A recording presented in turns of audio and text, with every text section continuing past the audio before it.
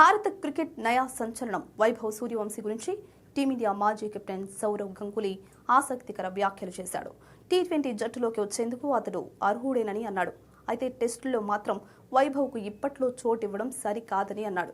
కాగా 12 ఏళ్ల వయసులోనే దేశీ రంజీల్లో అరంగేట్రం చేసిన Vaibhav Suryavanshi century, double century, triple సెంచరీలతో సత్తా చాటాడు.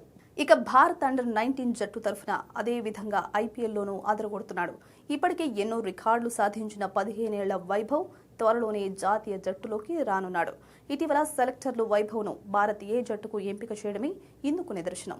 ఈ నేపథ్యంలో గంగూలీ వైభవ్ గురించి మాట్లాడుతూ టీ20 జట్టులోకి అతడు తప్పక రావాల్సిందే, కానీ టెస్ట్ జట్టులో ఇప్పట్లో అతడికి చోటు ఇవ్వకూడదు. ఫస్ట్ క్లాస్ క్రికెట్లో మరిన్ని పరుగులు రాబట్టి తనను తాను నిరూపించుకున్న తరువాతే ఎంపిక చేయాలి.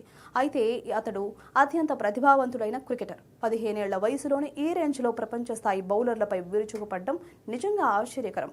భారత క్రికెట్ భవిష్యత్ అతడే అని గంగూలీ ప్రశంసలు కురిపించాడు. కాగా ఐపీఎల్ 2026లో వైభవ్ సూర్యవంశీ రాజస్థాన్ రాయల్స్ ఓపెనర్గా బరిలోకి దిగి లీగ్ దశలో ఏకంగా 583 పరుగులు రాబట్టాడు. ఇందులో 36 బంతుల్లోనే చేసిన ఓ విధ్వంసకర శతకం కూడా ఉంది. అయితే వైట్ బాల్ క్రికెట్లో ఇప్పటికే తానేంటో నిరూపించుకున్న వైభవ్ రెడ్ బాల్ క్రికెట్లో మాత్రం తనకంటూ ప్రత్యేక గుర్తింపు తెచ్చుకోలేకపోయాడు.